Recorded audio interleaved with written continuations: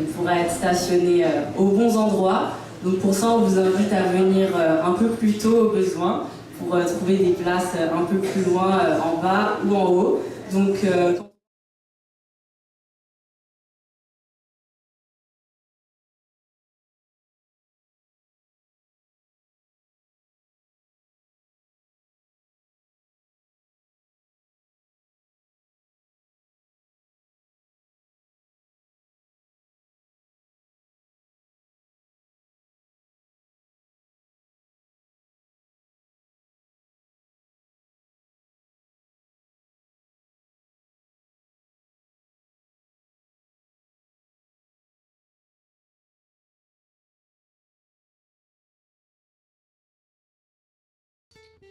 et pour la fermeture de l'église, les diacres, ce sabbat, c'est le groupe 3 et la semaine prochaine, le groupe 4.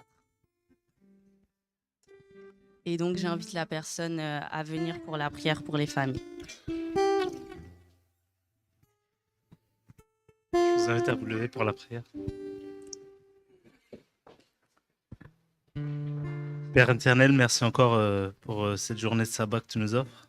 Merci de pouvoir nous réunir en ce jour pour te louer, t'adorer. Je te demande particulièrement de bénir la famille de Miam, Ivan et Serena. Accompagne-les dans l'éducation de leur fils, Seigneur. Bénis cette famille. Accompagne-les dans leurs différents projets. Toi seul connais leurs difficultés, leur bonheur. Reste toujours auprès d'eux. Je te demande aussi de bénir Joël. Accompagne-le dans tout ce qu'il t'entreprend, Seigneur. Pardonne-nous nos fautes, au nom de ton Fils Jésus-Christ. Amen. Et donc, sabbat prochain, nous prierons pour les familles Passo et Rabé Manantena. Donc, ce sabbat se terminera à 16h55 et d'ailleurs, c'est sabbat 16. Et vendredi prochain, donc le sabbat commencera à 16h57. Bon sabbat à tous. Oui, et juste pour la préparation au culte, comme d'habitude, on invite les personnes qui participent à se rejoindre près de l'escalier. Voilà. Merci à tous et bon sabbat.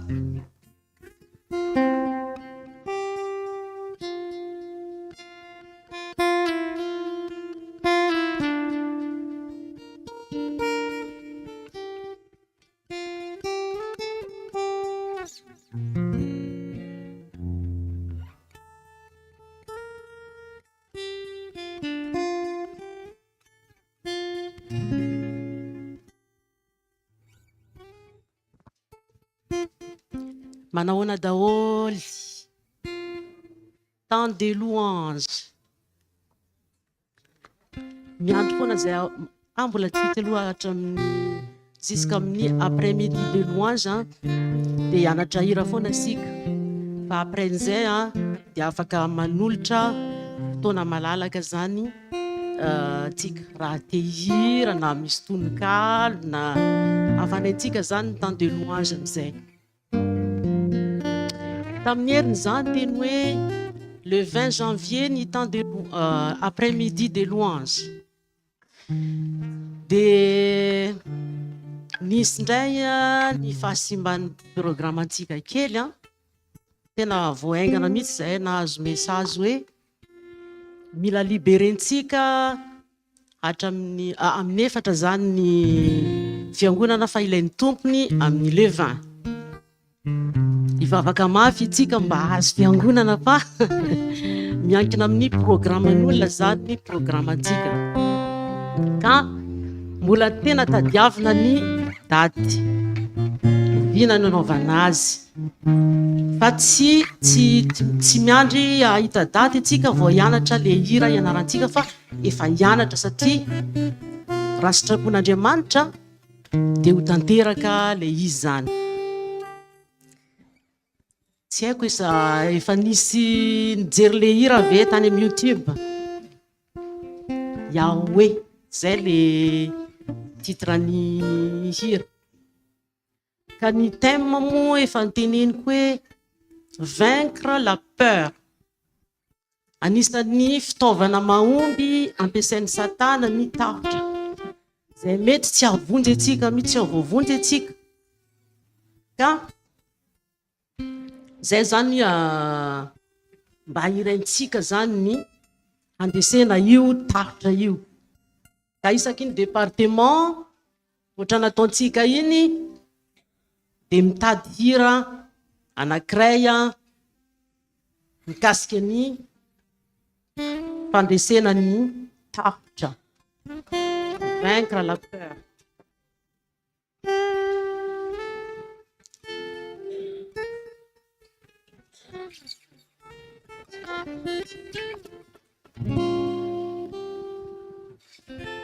Karaha tsy mahita hira zany département afaka mangataka aminay fa misy hira be da be amin'ny aza matahotra.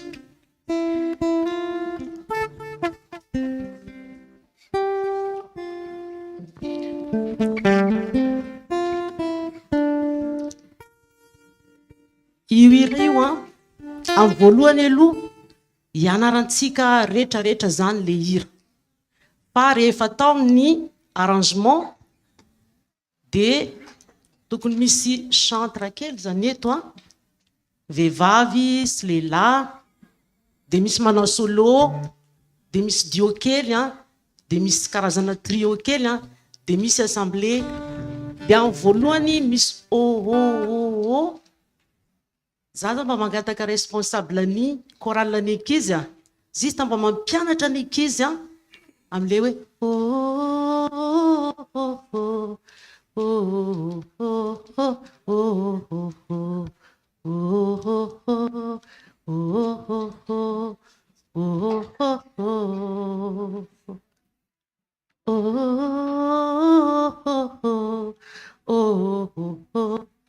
fa zay ndraiky tsy midika hoe tsika lehibe tsy hanao, fa rehefa ataontsika zany ny arrangement am'izay de reo ankizy reo no manokatra manao le de miditra le solo manao l'éternel mon berger.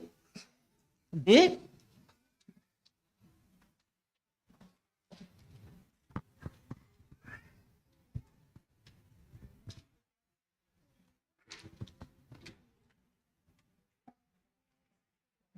voilà, de misy am'izay miaraka amin'ny assemblée, de misy homme, de misy dio. Zay zany le arrangementsika aminazy. Zay zany mba hitiavako hoe satria kely ny fotoanantsika eto ohatra nataontsika tamin'ny bénissoa iny, sady mianatra atsika ohatrany hoe mamerina aty fa miaino any amin'ny YouTube.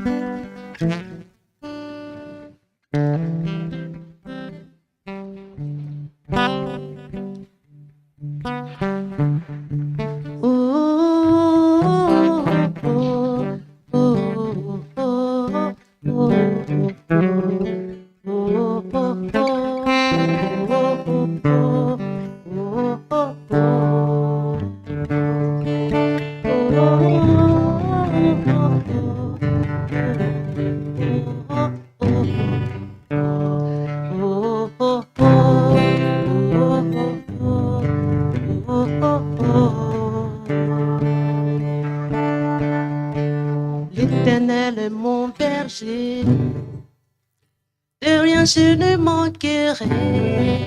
Oh mon âme, chante mon âme. Momba be moa le izy zany tsy miraikitra farany sy mahatapitra le fotoana, ka ianarantsika tsikelikely izy atomboka amintsika am'le am'izao tetetetra satria efa mitovy tamin'ny aty afarafara.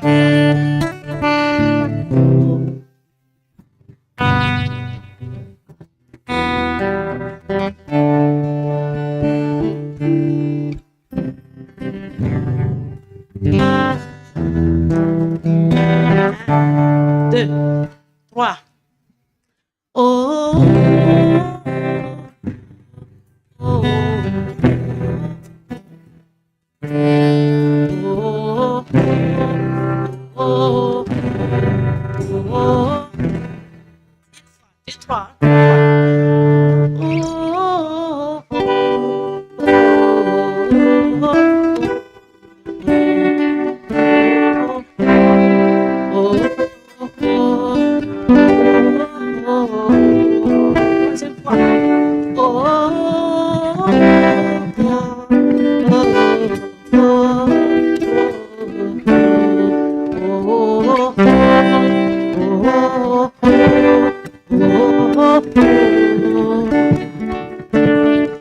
L'Éternel est mon berger, de rien je ne manquerai.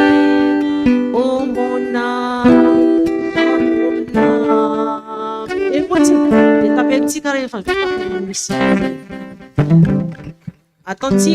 l'Éternel est mon berger, de rien je ne manquerai. Oh mon âme, oh mon âme.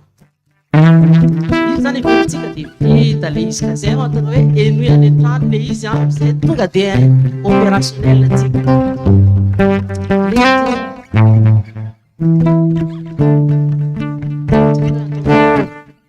L'Éternel est mon berger, tout le monde. De rien je ne manquerai. Mon âme, pas à pas de mon conduit, sur aucun récit.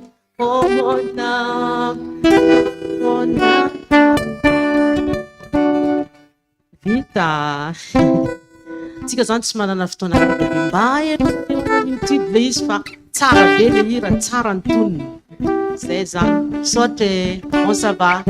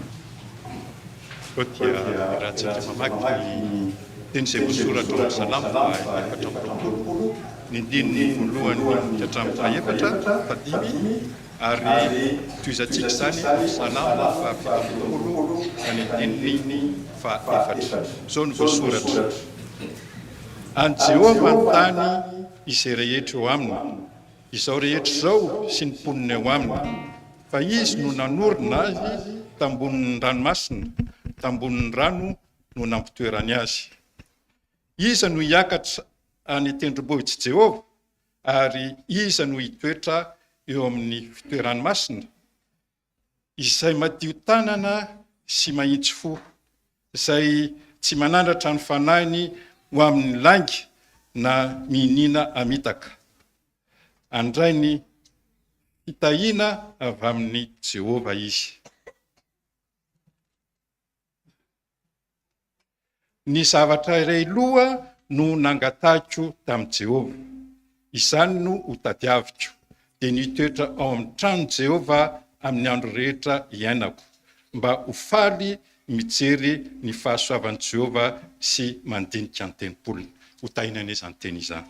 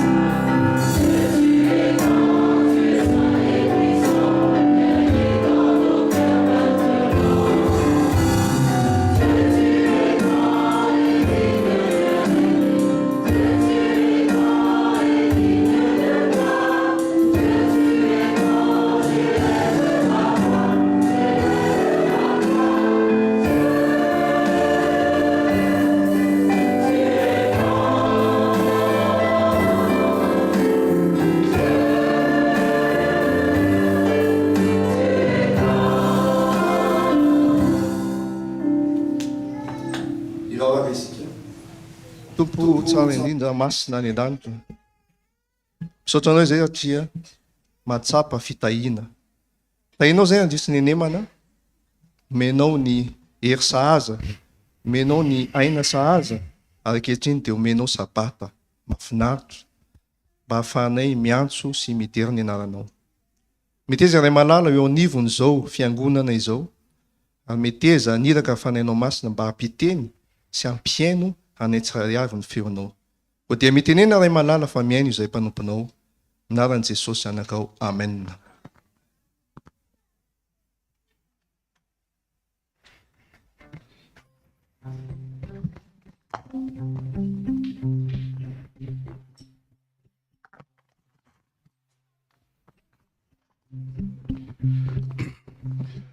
Tonga amin'ny fiarabana atsika tsirairay avy amin'izao sabato izao, tonga vory-lanina eto amin'ity toerana masina izay rahantsika milairaintsika izay any an-danitra. Mahafaly ny fiangonana eto La Salle Saint-Cloud ny mandray ny olona raha misy zany izay samba vao tonga amin'ity toerana ity. Raha tsy manahirana an'izy ireo ve no mitsangana mba ahafantaranay azy, alalaina ny anarany, mba andraisanay azy manokana. Asa raha misy olona voalohany indrindra tonga eto amin'ity toerana ity.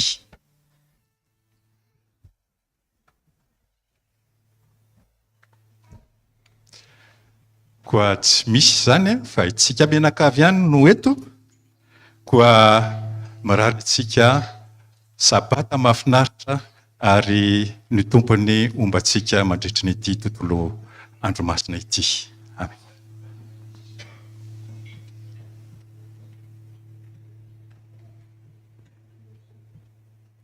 Zao dia irahantsika manao eo am-pitsanganana ny hira izay hitantsika eny amin'ny tsipirindrina. Eo am-pitsanganana no antsika izany.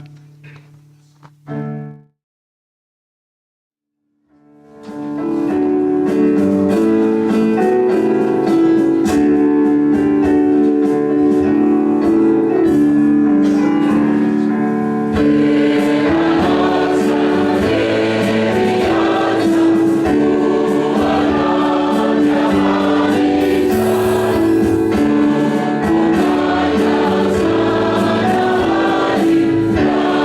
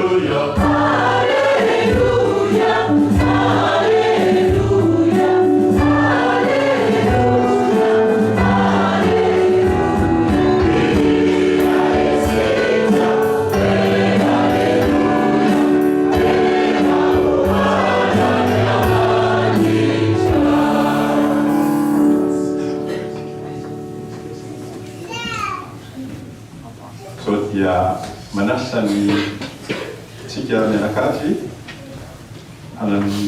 lefitra androantsika hanao vavaka mandoalika izany ho azy afaka izy tsy afaka kosa afaka mitsanganisana.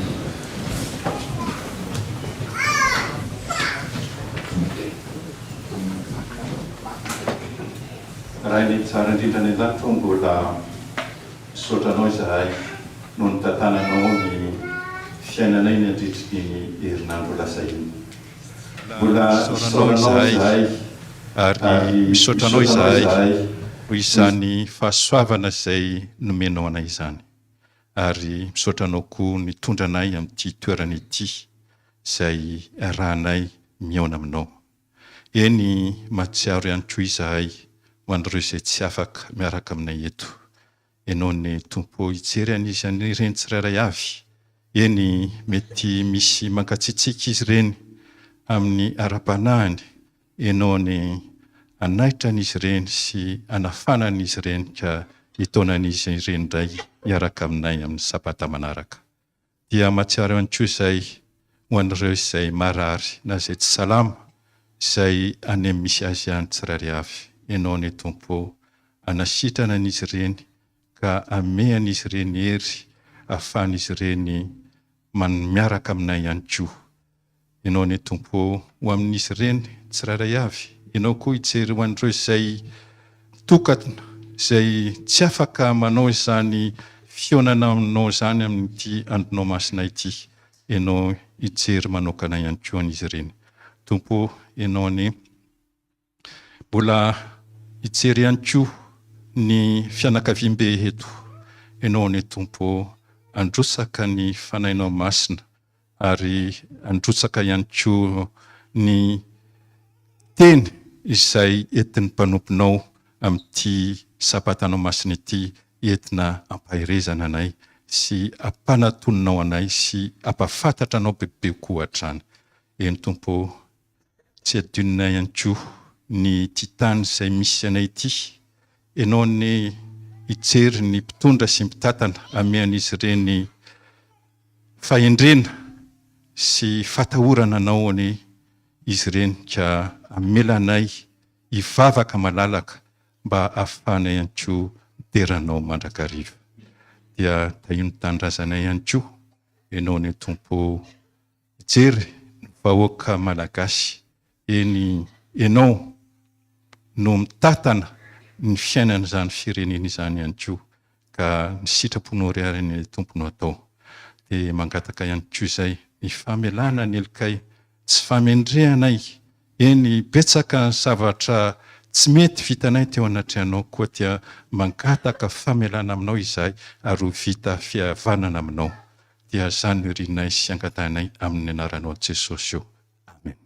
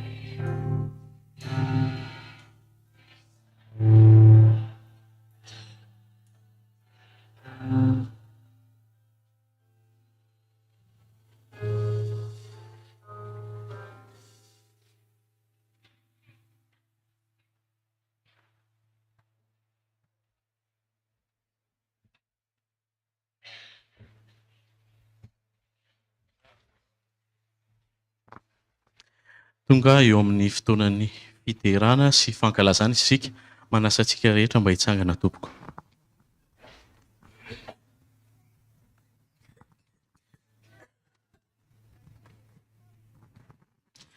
Manasa antsika nokatra ny tenin'Andriamanitra hijery ny voasoratra ao amin'ny ohabolana toko 9 ka ny andininy 17 sy ny 19.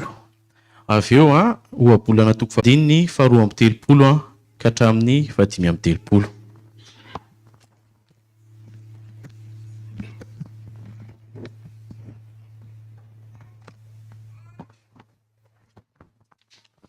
Ohabolana toko fahavalo ka ny andininy 710 sy ny 720 no vakitsika izao. Tiako izay tia ary izay fatrapitady ahy dia ahita. Ato amiko ny harena sy ny voninahitra, eny ny harena mateza sy ny fahamarinana. Dia ho tohizantsika izany vaky teny izany ao amin'ny andininy 430 ka hatramin'ny 530.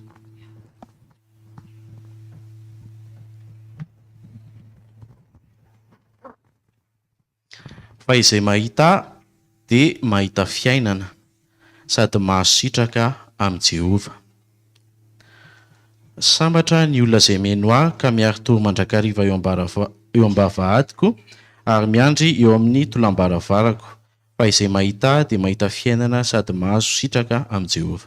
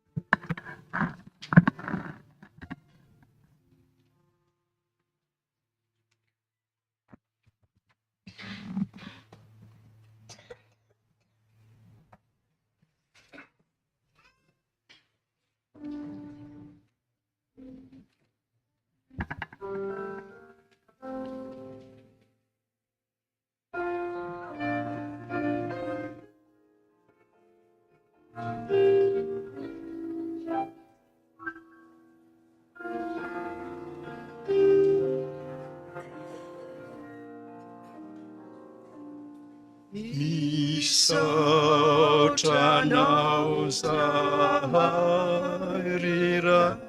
no ny tenina.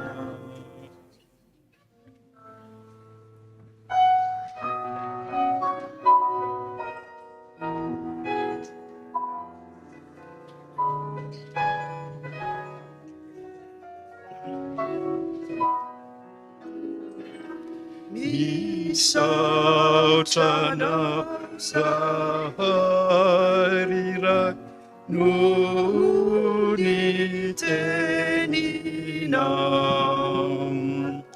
Sainao miseho tamina ny fitiavana rira na betsaka ny heloka teo anatrehana rira tia Kristena sorona ny fona tamina.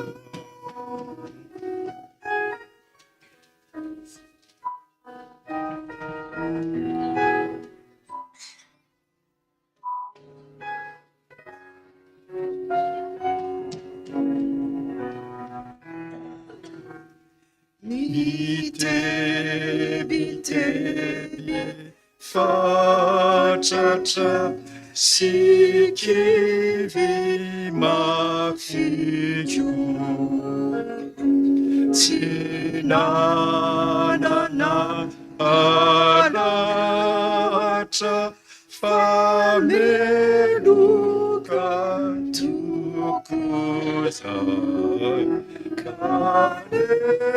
Finza ni zanaka famitaraina weana riranana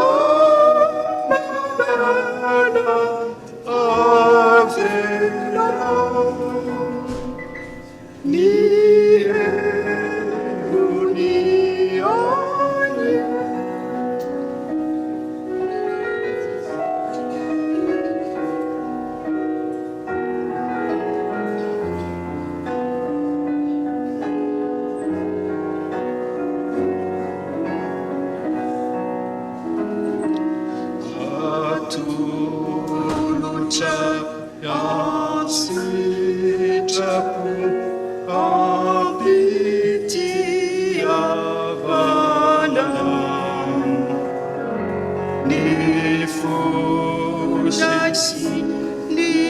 sainako kasalavina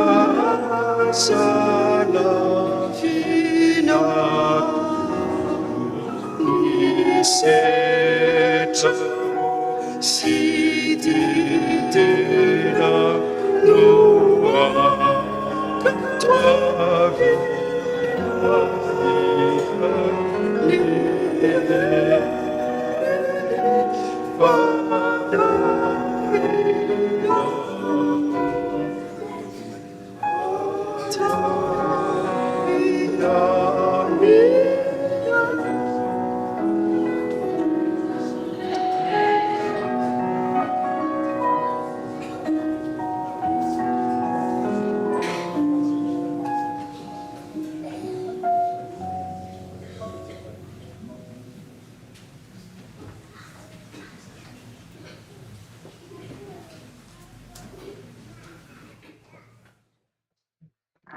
Manasantsika rehetra mba hitsangana tompoko.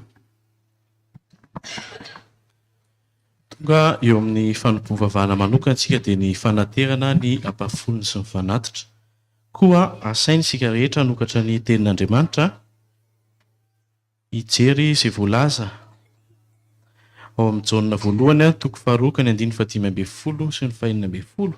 Avy eo tsika dia hijery izay voalaza ao amin'ny tantara faharoa toko faha 30 ka ny 12 tapany voalohany. Rehefa hitantsika ny teny dia andeha hovakitsika amin'ny anaran'i Jesosy.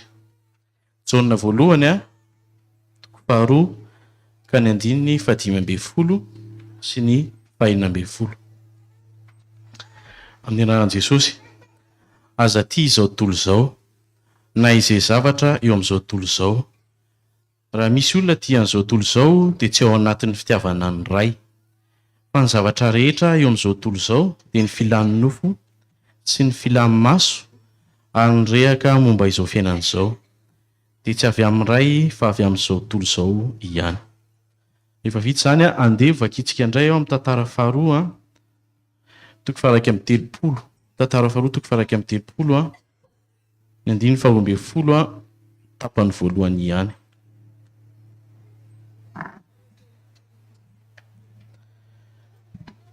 Amin'ny anaran'i Jesosy. Tamin'ny famarinany no nampidirany ny fanatitra sy ny fahafolon-karena sy ny zavatra no hamasinina.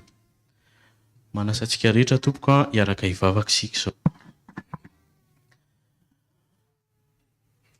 Sotranao izay Andriamanitra satria mbola afaka mandalo izao fotoana izao dia ny fotoam-pivavahana hitondranay sy hanateranay eo aminao ny fanatitra sy ny ampafolon-karena izay nomenao anay. Hamasino izao fotoana izao, hamasino ny tenanay tsirairay avy. Aingany Tompo mbo ho fitaovana mahatoky, mahomby eo amin'ny asanao ny mpiangona tsirairay avy, ampitiavana ireo zavatra izay nomenao azy ireo ihany koa. Ampio izay Tompo mba tsy salasala anao ny asanao ary aingany Andriamanitra ianao koa no hijery ireo mpitantana ny izany zavatra izany. Noho ny amin'ny anaranao Jesosy. Amen. Zao dia andalo eny amintsika eny ny diakona. Misy fandalovana roa ny mena sy ny manga. Izy ireo moa izany natao hanaovana ny asan'Andriamanitra avokoa fa dia manentana antsika hanao an'izy ireo.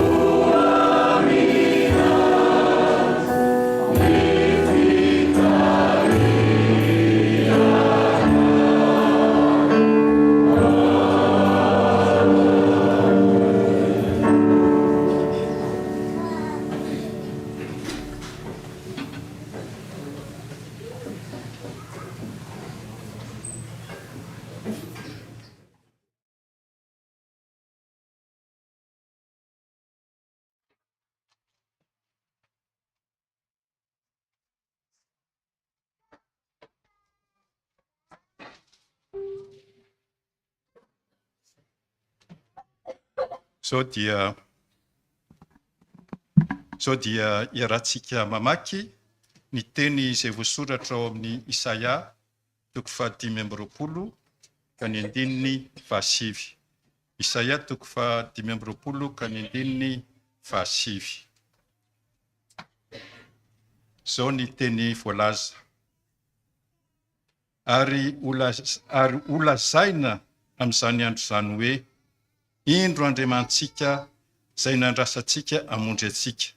Indro Jehova izay nandrasantsika koa dia aoka ho faly sy ho raviravy amin'ny famonjena isika.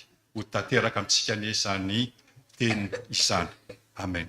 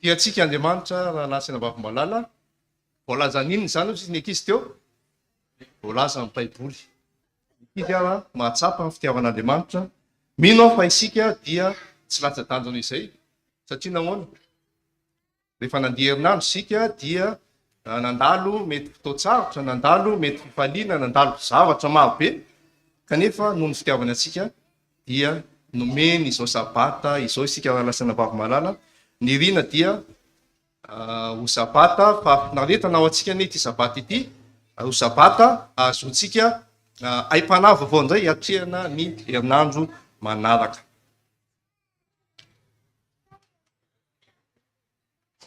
Zavatra anankiroa no lazaiko amintsika amin'izao voalohany izao fijoroana vavolombelona kely. Ny lohahevitra ny volana moa zany ho an'izay tsy malala dia inona? Ho an'izay tsy malala lohahevitra ny volana Décembre. Ho an'izay malala ny famonjena. Raha lasina vavim-balala ny famonjena dia tsy natao ho ahy samy irery, tsy natao ho anareo samy irery, tsy natao ho an'ny Adventiste irery, fa natao an'ija ho an'ny olona rehetra. Eny ary atao amin'ny latsinainy raha nitondra olona vao maraina teny Vitry teny andeha ioeny amin'ny toerana anankiray zany. Efa fantatsika moa fa zay zany ny asako mitondra olona isan'andro be da be isan'andro dia zao ny zavatra mitranga.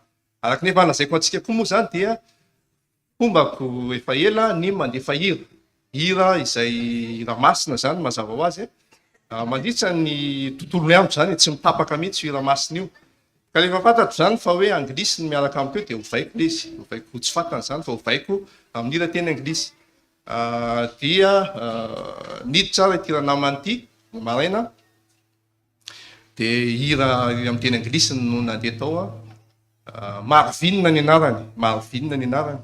Rehefa nandeha ny fotoana nandeha teny an-dalana dia hoy izy hoe ngay anao koa mihira mihaino an'ilay hira atao hoe hillsong tsy haiko izy malala an'izay tsika hillsong zay zany fiainana hira malaza hira be da be zany fiterana amin'ny teny anglisy. Dia izy hoe eny fa ahoana ozy zao ozy izy nanova ny fomba fijeriko ny fivavahana ny hira satria nahoana hoa zaho ozy izy ny anarako Marvinina ary ny anarako dia natao hoe Mohamed fa tena tsy haiko izay tena dikan'izany. Zaho ozy izy nandalo fotoan-tsarotra teo amin'ny fiainako tena nandalo fotoana sarotra tsy nilazaina izy fa tena hoe sarotra lalina ka zao rehefa naheno any hira io izy mba naheno sendra naheno an'le hira hillsong zany hoe hira masina tena nanova ny fiainako zany ozy izy ka dia mihaino an'izany isan'andro voaray moa zany ny telefoniny dia ho ataony amin'ny menazy araka ny faniriny ny fianarana ny baiboly ka ny fanahiny hanampy azy. Voalohany zay raha lasina vavim-balala tsy natao ho ahy irery ny famonjena fa natao amin'ny Mohameda ihany koa natao amin'ny musulmana natao ny rehetrarehetra ny tenin'Andriamanitra sy Andriamanitra ray lasina vavim-balala. Ho anahy indray ny fijoroana vavolombelona tena mahomby dia ny ataon'ny tena tsirairay avy. Nareo zany ny haino ny fijoroana vavolombelona ataoko fa manasinareo zany mba hanandrana koa ny fijoroana vavolombelona isan'andro miaraka amin'ny tompo. Ho anahy zany isan'ny maraina dia mametraka ny fiainako eo amin'Andriamanitra vao maraina zany isan'ny maraina mametraka ny tontolo andro mba hanomeza ny fahasalamana sy ny sisa ny client sahaza ny vola sahaza dia ohatr'izay hatrany. Ho anahy moa zany ho an'ny asa izay ataoko dia misy zavatra roa no tsy maintsy ilaina. Za zany mitondra olona mitondra tomobile inona ny zavatra tsy maintsy ilaiko? Tomobile iny tsy resahana fa efa tsy maintsy mitondra tomobile fa rehefa hitondra tomobile dia inona ny ilaina? Valam-parana tsy maintsy manana permis ianao. Dia ho an'ny professionnel ho anay zany dia tsy maintsy manana carte professionnel ianao. Zany hoe anankiroa ireo zany tsy maintsy anananao vao afaka manao ny asa ianao. Indray andro ary nieritreritra fa hoe ngamba za ty tena tsisy pointsony amin'ny permis satria nahoana efa misy foana ny tonga contesté an'ilay izy ihany fa avy eo tsy fantatra sony hoe ahoana ny fandehany. Teneniny lori moa zany hoe mba jereo ny pointanao satria io zany ny antony asa miankina amin'io ny asa. Jereo ny pointanao za moa tsy nijeva ty hoe tompo ihany mahita e Jehova jere. Ka ny andro ny tenenako an'izay raha lasa nabavy malala hoe ngambo za ty tsisy point ntsony. Tonga ny taratasy avany miverina aminao daholo ny 12 pointanao raha endrinao sisy nandrisan'ny telo taona de raha riko mba hoendry foana mandrisan'ny taona ho avy eny am-pitongana eny de miverina amiko zany ny point 12 am'izao fotoana zao. De raina ny tompo raha lasa mbavy malala manasa atsika anandrana fa mamy miaraka amin'ny tompo. Tsy maintsy lazaina ny fanandramana tsara iainana eo amin'ny fiainana mba ho fantatry ny hafa sy hanaovan'ny hafa fanandramana ihany koa. Ndesika hiran'ity hira anankiray ity move tsy ho lazaiko fa velona Jesosy. Totsika mety jedona tsara izany hira izany hanomboantsika ny thème izay ho jerentsika rehefa avy eo.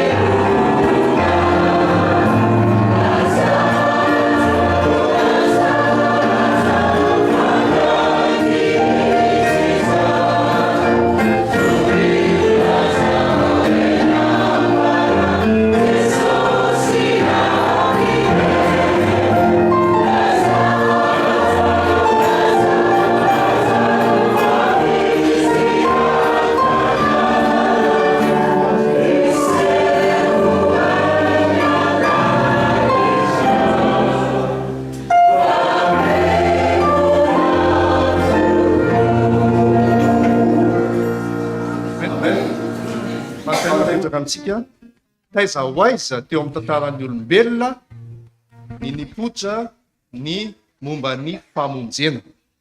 Taiza ho aiza teo amin'ny tantaran'ny olombelona ny nipotra ny teny hoe tsy hoe ny teny hoe famonjena fa ny atomboka ny famonjena. Tao amin'ny sahidena inona ny zavatra mitranga fa maninona moa no ny ilaina zavatra famonjena izany satria nanota haitsika ny tantara ny Adamasieva. Tsy faniriky etsika hoe ranabavy nanao an'izy na Adama tsy nanaka anazy fa zao nanota fotsiny ny olombelona de zao inona zavatra mitranga, inona zavatra tsy maintsy ny ilainy ny olombelona rehefa nanao izany fahotana izany izy. Famonjena mazava ho azy. Ahoana ny fomba fiseho n'izany famonjena izany tao amin'ny sahidena.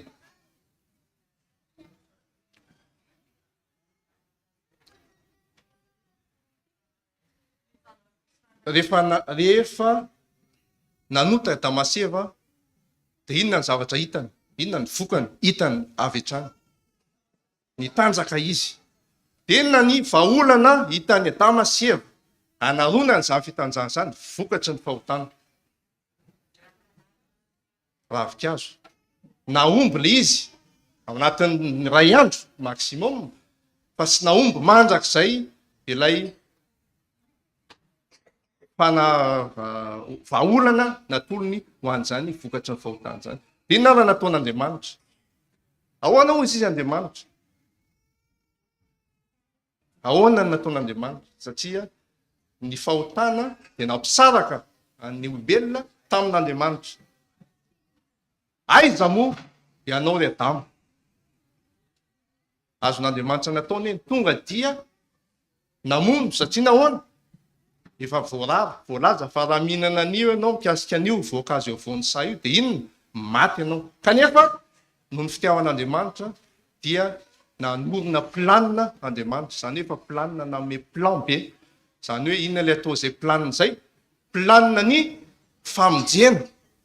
Teo raha lasana vavim-balala dia nanomboka ny atao hoe famonjena. Tsy mila famonjena zany Damaseva talohan'ny fahotana, fa noho ny nisy fahotana dia nila mpamonjy Damaseva.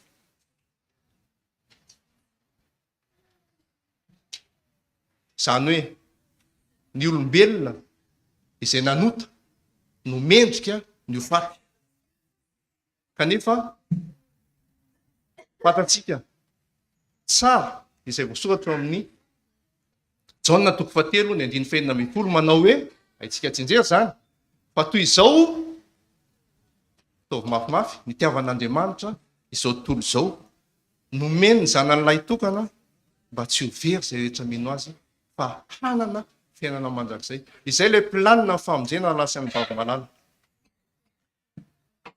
Andriamanitra miantso atsika, Andriamanitra manolotra famonjena ho atsika izay tsy mendrika atsika akory. Voalaza ao amin'ny Luka 7:10, ny 9:10, hoe ny zanak'olona tonga hitady sy hamonjy ny very.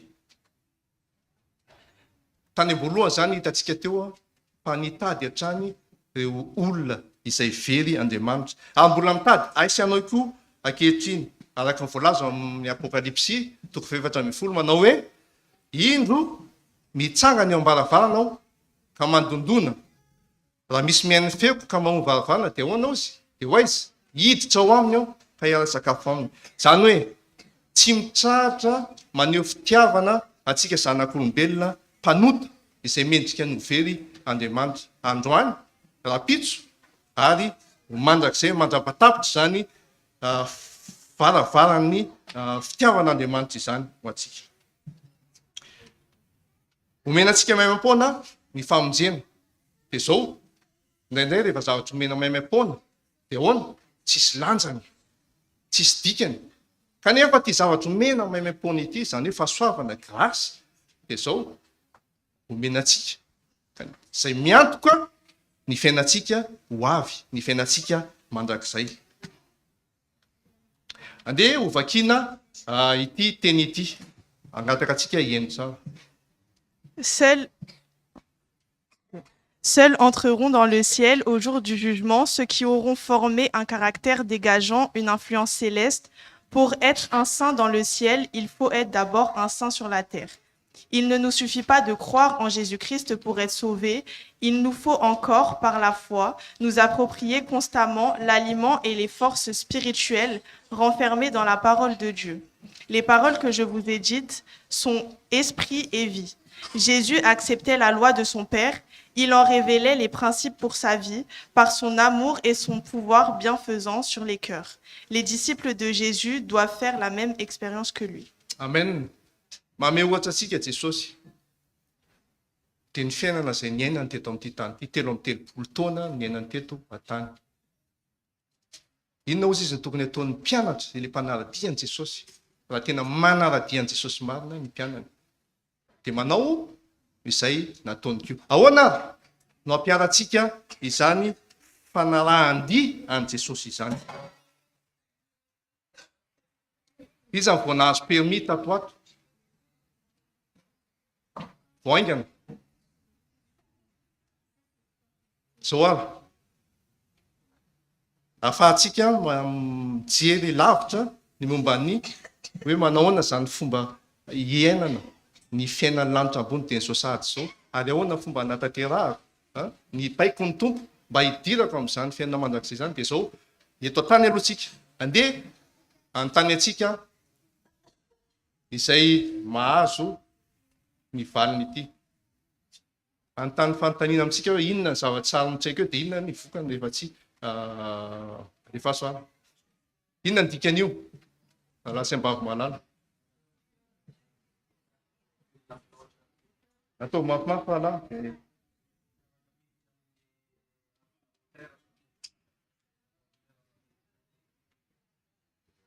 Telo paingo 5 metatra ihany no afaka miditra mandalo amin'ny lalana izay misy an'io. Inona zany ny vokany rehefa tsy manaja an'io ianao? Alefaso sara la ohatran'izao ny vokany. Efa omena meloa zany ny torolalana hoe rehefa mihoatra an'io ny aninanao aza miditra ao. Zao ny vokany. Manaraka andreo la manaraka ihany. Io inona ny dikan'io raha lasa mbavy malala? Ataovy mafimafy. Mijanona fa misy train mandalo. Mazava ny toromarika. Mazava tsara. Alefaso ara rehefa tsy manaja an'io ianao dia zao zavatra mitsanga raha lasa mbavy malala. Manaraka. Io ndray ara.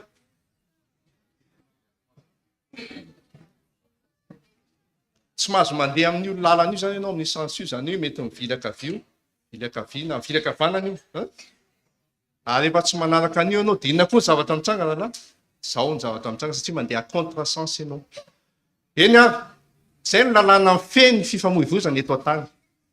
Rehefa tsy manaraka lalàna ianao zany dia inona amin'ny ankapobeny 100% zany inona ny voatraikany rehefa tsy manaraka ny code de la route ianao? Maty ianao zany e. Zay. Maty ianao. Zay zany ampidirantsika hoe ahoana kosa no iainantsika ny lalàna mifehy ny lanitra zany, zany hoe code de la route céleste. Rehefa sy eo ala. Azo fakina aveo Samuela? Dieu nous a donné sa parole, nous pouvons y trouver toute la vérité à connaître sur la façon dont nous sommes censés vivre, la façon dont nous sommes censés traiter les autres et la façon dont nous pouvons hériter la vie éternelle. Amen. Mazava ny teny tompo ary izao tsika dia hiditra amin'ny ahoana ny ampiaratsika ilay code de la route teo ho projetentsika na hoe ho alefatsika ny amin'ny hoe code de la route céleste. Hijery zavatra telo ao amin'ny baiboly isika, telo ihany, izay mitondra antsika betsaka fa telo ireo no mety ho zava-dehibe amin'ny fiainantsika hiankinana ny fiainantsika mandrakizay. Voalohany,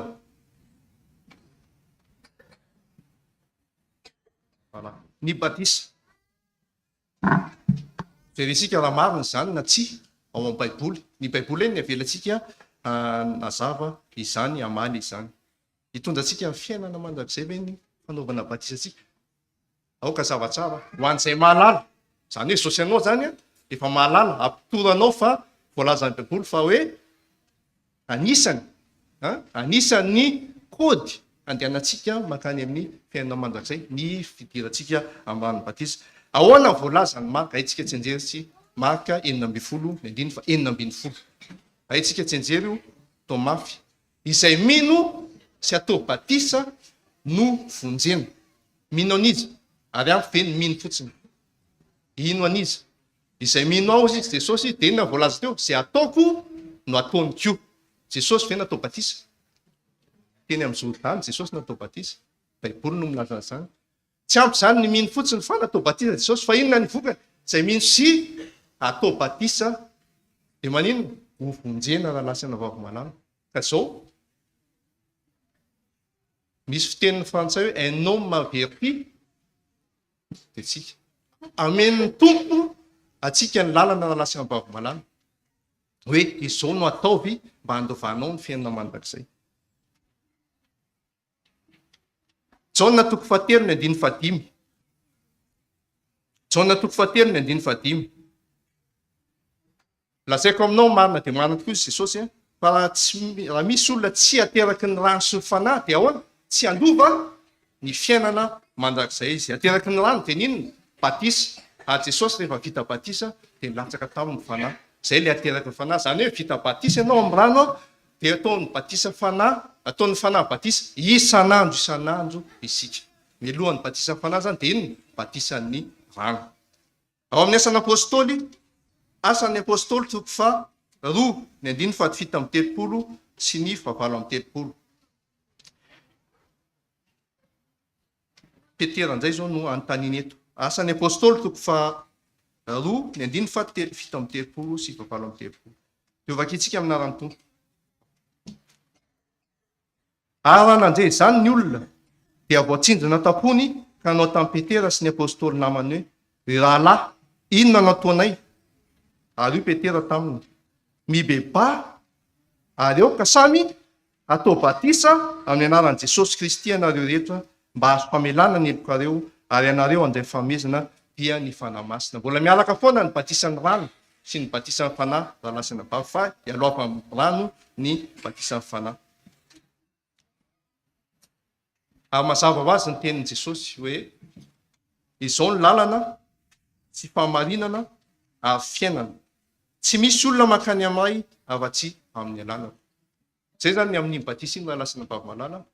Mazava tsara ny tenin'ny Baiboly fa anisan'ny fitaovana, anisan'ny lalana izay hitondra antsika mahitsy mankany amin'ny fiainana mandrakizay ny fanaovana batisa atsika. Ho atsika izay malala sy ampahafantarina izany.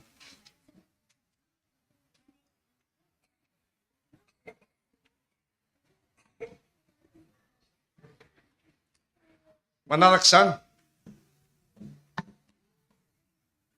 ny momba ny sabata. Inona nataon'i Jesosy rehefa tonga ny sabata? Malasain'ny bavy malala. Araky ny fanaony dia lasa Jesosy nakany amin'ny sinagoga. Tamin'izany zany sinagoga fa ny antsika araky ny fanaontsika rehefa sabata isika dia lasa makay isika ny Saint-Cloud. Amen. Mety any amin'ny 130 fa zao any amin'ny fiangonana tokony isy atsika lasa ny bavy malala rehefa tonga ny sabata. Zao ny tadio voalaza ny Isaia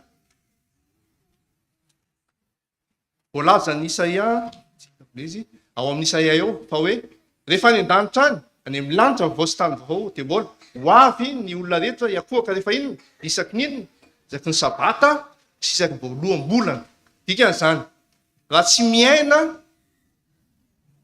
araka ny tokony ho izy ny sabata isika eto ty tany ity raha lasana bavy malala tsy miaina ny fiainan'ny lanitra ambony dia ataontsika ahoana moa ny ho zatra rehefa tonga any amin'ny tany vaovao sy lanitra vaovao sika lasana bavy. Zany hoe anisan'ny zava-dehibe ihany koa satria ho hitantsika foana any an-danitra any ny fitandremantsika ny sabata. Izay zavatra roa izay dia ao anatin'le rehefa nantany le raha namana ray an' Jesosy hoe didy inona moa? Didy fahafiry moa lehibe indrindra. Dia ahoana? Didy voalohany dia zao tiava an Jehovah Andriamanitra ao amin'izao fonao rehetra sy ny sisa. Ary didy faharoa izay mitovy amin'izay ihany dia tiava ny namanao tahaka ny tenanao. Le voatenintsika voalohany teo dia fitiavana an'Andriamanitra. Ary rehefa tiatsika Andriamanitra dia hitandrina ny didina sika. Le voalohany reo zany batisa sy ny sabata. Fa ity kosa le didy faharoa izay kina ny lalàna sy ny mpaminany ihany koa dia ny fitiavana n'inona? Fitiavana namana raha lasana bavy malala. Ilay samaritana tsara fanahy. Zavatra miseho izay fantatsika ny zavatra nitranga. Nisy levita nandalo izay malala ny lalàna izay patany daholo momba ny lalàn'ny atsipirian'ny lalàna rehetra. Inona nataon'le levita? Taza fotsiny le levita, nandalo fotsiny. Raha nahita n'le olona izay tafiany dahalo nalatra mafy. Nandalo koa ny mpisorony dia nanao tahaka an'izay. Fa rehefa nandalo ilay Samaritana izay fahavalony Jiosy, dia inona kosa aminy nataony? Zay mahatonga an'ilay hoe fa Samaritana tsara fanahy. Nolaniny ny fotoanany, nolaniny ny volany, nanao izay nety rehetra izy anasitranana ity ranamana izay naratra ity. Na dia eritreretinao fa ho fahavalo azy. Raha lasa ny vavy malala. Izao sy anao ve? Manoloana ireny zavatra mitsanga izay mila fanapitsika ireny, tahaka ny Levita, fa tahaka amin'ny sonony, fa tahaka ity Samaritana tsara fanahy isika, atsika ihany no mamaly an'izany. Manao an'izay ny fampitana ilay tovolahy mpanan-karena sy Zakaiosy. Ilay tovolahy mpanan-karena izay nanontany an'i Jesosy, iny ataoko mba novako ny fanjakany lanitra, dia ahoana izy Jesosy? Faran'izay, efa nataoko daholo izany izy efa teny zay hoe zaho tsy namono olona sy ny aza mamono olona efa nataoko zao. Eo izy hoe mbola tsy ampy izany. Fa ahoana? Jesosy no miteny. Amidio ny fanananao dia ahoana? Omeo ny malahelo. Mazava ny paiko ny tompo raha lasa ny vavy malala. Ampitaitsika amin'ny Zakaiosy. Ahoana ny Zakaiosy dia niezaka. Andeha mihitsy nitady an'i Jesosy. Amin'izy mahafoy azy dia niakatra teny amin'ny hazo mihitsy izy. Fantats'i Jesosy zany. Hoe midina ianao fa tsy maintsy mipetro an-tranonao anio. Ny fidiran'i Jesosy tao an-tranon'ny Zakaiosy dia inona ny vokany? Teo ny eo. Zakaiosy no miteny, tsy nampitenen'i Jesosy izy. Tsy Jesosy no miteny fa Zakaiosy no miteny. Indro ny atsasaky ny fananako, omeko ny malahelo. Raha ampitaina zany ilay zavatra anankiroa, tantara anankiroa, Zakaiosy ilay tovolahy. Inona no fehan'ilay izy? Fitiavana ny hafa. Omeo ny malahelo, zarao amin'ny malahelo izay anananao. Vakitsika ao amin'ny Luka, toko fahasivy ambin'ny folo, ny andininy fa valo ka hatramin'ny fahafolo. Momba ny Zakaiosy ity. Luka 19, fahafolo, sivy ambin'ny folo, ny andininy fa valo ka hatramin'ny fahafolo. Aminaran'i Jesosy, fa Zakaiosy kosa nitsangana ka nao tamin'ny tompo hoe, indro tompoko, ny atsasaky ny fananako, omeko ny malahelo. Ary raha misy zavatr'olona nalaiko tamin'ny fanavakana, dia honoerako avevatreny izany. Ary io Jesosy taminy, anio no tonga eto amin'ity trano ity ny famonjena, fa izy dia zanaka Abrahama koa, fa efa tonga ny zanak'olona hitady sy hamonjy ny very. Voalaza ny Jakoba amin'ny toko voalohany, andiny fa fito amby roapolo, fa izao ny fivavahana madio sady tsy misy loto eo anatrehan'Andriamanitra ray. Dia ahoana? Ny mamangy ny kamboty, sy ny mpitondra tena amin'ny fahoriana, sy ny miaro ny tena tsisy pentimpentina avy amin'izao tontolo izao. Haitsika ny tantara ao amin'ny Matio, tao amin'ny Matio toko fadimy amby roapolo. Dia momba ny hoe efa nanao an'izao, tsy efa nanao an'izao ve efa namangy tanenana. Haitsika ny tantara iny, tsy aventsika intsony. Fa ho vakitsika fotsiny ny vokatry ilay zavatra voalaza teo aloha. Dia ao amin'ny Matio toko fadimy amby roapolo, ny andiny fa efatra amby telopolo ka hatramin'ny fa enina amby telopolo. Matio toko fadimy amby roapolo, ny andiny fa efatra amby telopolo ka hatramin'ny fa enina amby telopolo. Aminaran'i Jesosy. Ary amin'izany ny mpanjaka dia laza amin'izay eo ankavanany hoe, avy anareo izay notain'ny raiko, mandova ny fanjakana izay voavoatra ho anareo ato izay nandrena izao tontolo izao. Fanaonao dia nomenareo hanina, nangetaheta aho dia nampisotroanareo, ny vahiny aho dia nampiatrononareo, tsy nanakitafy aho dia notafianareo, narary aho dia notsaboinareo, tao an-tranomaizina aho dia novanginareo. Dia amaly ny mpanjaka ka nanao taminy hoe, izany hoe dingantsika hoe tsy taiza izay nanao an'izany. Dia any amin'ny andiny fa efapolo dia namaly ny mpanjaka ka nanao aminy hoe, lazaiko aminareo marina tokoa, araka izay efa nataonareo tamin'ny anankiray amin'ireto rahalahy kely indrindra reto no ataonareo amiko tokoa. Manentana antsika zany Jesosy mihitsy no miteny mba hitsinjo ny hafa isika, indrindra ny hafa izay mila ny fanampiana tsika, ny fanampitsika zany. Aoka isika tsy olombelona amin'izay tokony ataontsika amin'ireny hafa ireny, fa lala-tanana na zavatra rehetra, tsy hoe vola ihany, fa na fotoana io na inona io dia azosika atao zany, satria izany miantoka ny toerantsika hoe okavanan'Andriamanitra rehefa tonga Jesosy hitsara izao tontolo izao. Eto am-fiangonantsika raha lasa mbavy malala dia manana rafitra vo mipetraka tsara isika ny amin'izany fitsinjovana ny hafa izany. Nisy foana teto hatramin'izay ny hoe secours adventiste izay miahy ny membre atao anatin'ny fiangonana. Ary tsy ela dia voatsangana ho ny adra lokal, ny anteniny adra lokal atsika, izay misahana ny any ivelany ihany koa, izay misahana be da be amin'ny any ivelany. Mahafinaritra fa efa navita zavatra betsaka ty antenina adra atsika ty. Efa namangy ny tsy manana taratasy teny Aubervilliers ny antenina atsika. Efa mikarakara ireo fianakaviana maromaro ny antenina atsika. Ka zao raha lasa mbavy malala, mila sandrim-pitiavana ity antenina atsika ty. Mila tanam-pitiavana ity antena adra atsika ty, mba ahafahana manohana ny asa izay efa mipetraka. Akoatra ny ataontsika tsirairay avy any ivelany any, dia afaka miara-miasa amin'izany antena izany tsika lasa ny mbavy malala. Afaka mitondra izay anjara birikintsika amin'izany antena izany tsika, fa zay petsaka raha lasa ny mbavy malala ho ana izay mivezivezy raha mipari dia be da be tsy tambo isaina ny olona mahantra raha lasa ny mbavy malala. Fa isika ny hoentimana nanaovana izany ny tsisy. Ka dia zao mampirisika atsika ny tenako mba rehefa miantso ny tompona andraikitra ao amin'izany adra zany hoe andeha zarazara atsika na anangona satria misy collecte, misy fizarana, dia mba aoka isika samy mirohatra raha lasa ny mbavy malala mba hanampy izany adra izany, fa anisany manampy ny fiainantsika andavanandro ihany koa zany, ary anampy reny olona reny mba hiatakatra fa olon'Andriamanitra tokoa ireto olona izay manampy atsika reto. Vakina indray zafady ho atsika zany izay be da be ny zavatra misahana ny mahakasika ny famonjenantsika ao amin'ny baiboly, fa misy pahay be da be ao fa sy atsika angamba fa efa lasa ny fotoana. Bien qu'aucun d'entre nous dans l'Église ne puisse sauver qui que ce soit, nous pouvons et nous devons diriger les autres vers le seul qui peut sauver, Jésus-Christ. Amen.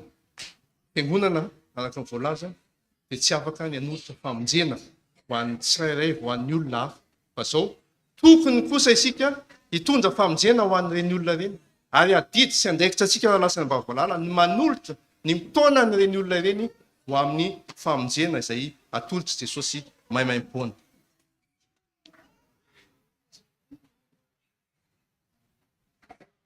Teo amin'ny azo fijaliana no nanomezana ny famonjenantsika, ary efa voalaza fa maimaim-poana izany.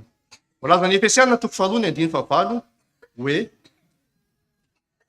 fa fahasoavana no namonjenanareo amin'ny finoana, ary tsy avy aminareo izany fa fanomezana avy amin'Andriamanitra. Zay mamaimaim-poana ny famonjena izay omen'Andriamanitra raha lasa mbavy. Ka zao omena maimaim-poana ny fahasoavana, omena maimaim-poana ny famonjena,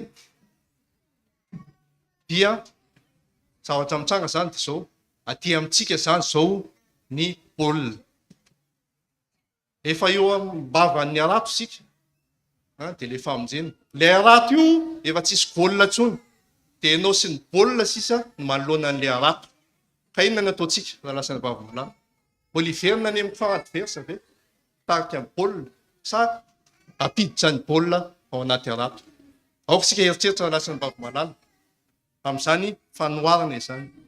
Aty amintsika ny fanapahan-kevitra ankehitriny, aty amintsika ny famonjena izay fanomena. Ka zao andray izany ve isika satria miankina aminay, miankina aminao sy izaho zany, zany antso ny tompo izany.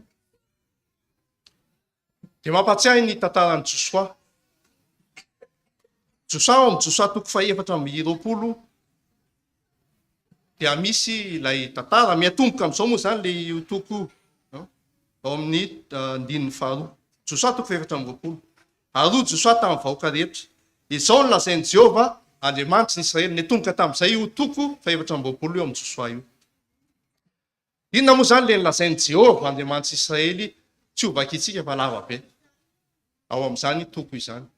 Dia zao lazainy tao ny fitantanan'Andriamanitra ny zanak'Israely rehetra hatramin'izay Zany hoe ny zavatra tsoa rehetra ny fitahiana rehetra natomen'Andriamanitra ny zanak'Israely dia notantarainy teneny Josoa ny zanak'Israely rehefa vory lanina ny zanak'Israely. Any amin'ny andininy ny fahadimy ambin'ny folo rehefa voatantara izany hoe zao aneny nataon'Andriamanitra taminareo, izao nataon'Andriamanitra tamintsika, navoaka tamin'ny tany Egypta, ny Sarà, ny ranomasina mena, tantarainy teo daholo dia zao. Nametraka izao teny izao Josoa ao amin'ny toko fahadimy ambin'ny folo. Nefa raha tsy sitrakareo ny hanompo an'i Jehova, dia ahoana? Fidionareo anio izay ho tokonareo, na Andriamanitra izay nitokononazonareo tany andafin'ny ono, na ny Andriamanitra ny Amorita izay ponina teo ambonin'ny tany honenanareo, fa raha izao sy ny ankonina kosa dia hanompo an'i Jehova izahay. Izany fanapahan-kevitry Josoa izany raha lasa ny vahavalala. Dia za mety tsy afaka ny hamonjy ny vady aman-janako.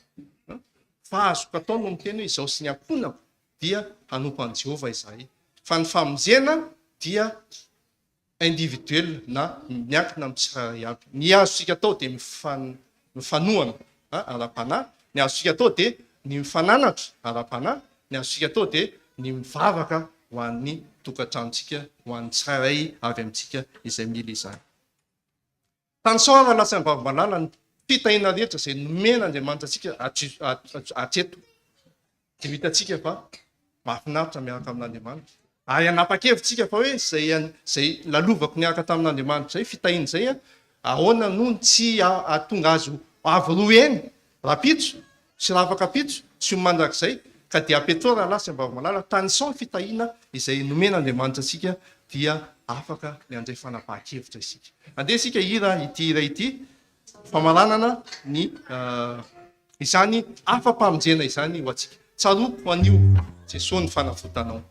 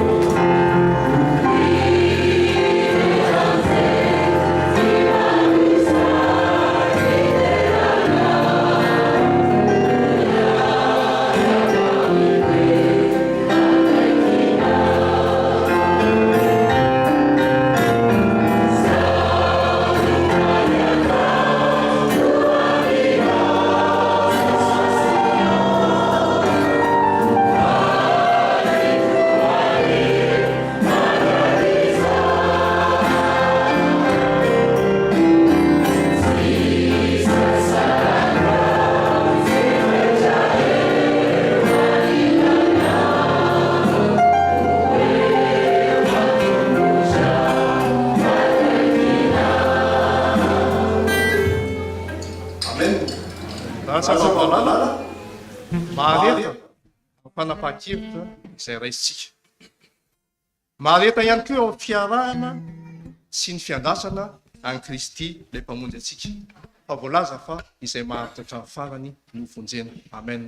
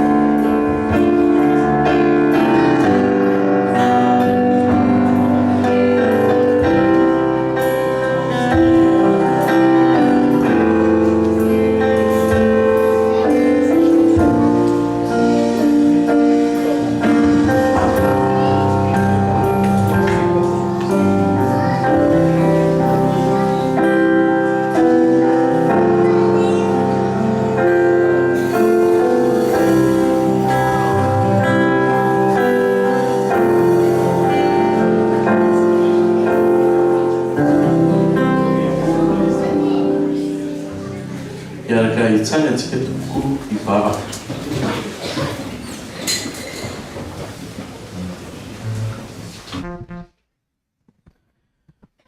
Vavaksika. Misaotra anao zay Andriamanitro noho ny teninao.